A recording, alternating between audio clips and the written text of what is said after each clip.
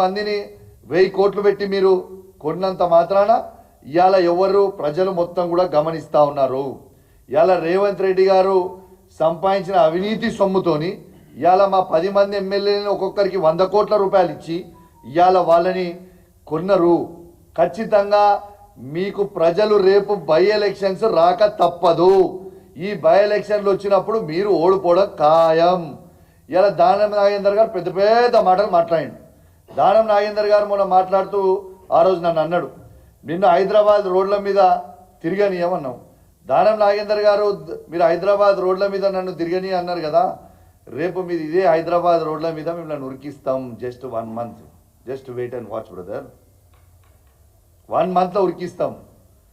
మీరు ఖచ్చితంగా పాజిటివ్గా డిసిషన్ తీసుకుంటారని స్పీకర్ గారు కూడా ఖచ్చితంగా మేము రిక్వెస్ట్ చేస్తూ ఉన్నాం.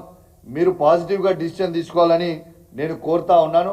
ఎందుకంటే ఇవాళ కాంగ్రెస్ పార్టీకి కోట్ల మీద గౌరవం ఉన్నదా లేదా అనేది కూడా ఇలా మొత్తం కూడా తెలిసిపోతుంది. దీంతో ఈ 4 వారాలల్లో ఖచ్చితంగా ఈ 4 వారాలల్లో డిసిషన్ తీసుకోవాలని ఇలా నేను విజ్ఞప్తి చేస్తూ ఉన్నాను.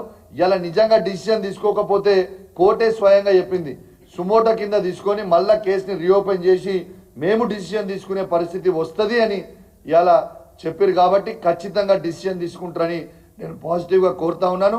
ఖచ్చితంగా నేను చెప్తా ఉన్నాను, పార్టీ మారిన 10 ఎమ్మెల్యేలకు చెప్తా ఉన్నాను, 101% మీ నియోజకవర్గాలలో బై ఎలక్షన్లు రావడం ఖాయం ఖాయం ఖాయం. మన ఈ 10 నియోజకవర్గాలలో ఖచ్చితంగా మన బీఆర్ఎస్ పార్టీ కూడా కార్యకర్తలు క్యాడర్ అందరు కూడా మంచిగా అలర్ట్గా ఉండాలి, రెడీగా ఉండాలి. ఖచ్చితంగా ఎలక్షన్లు వస్తాయి.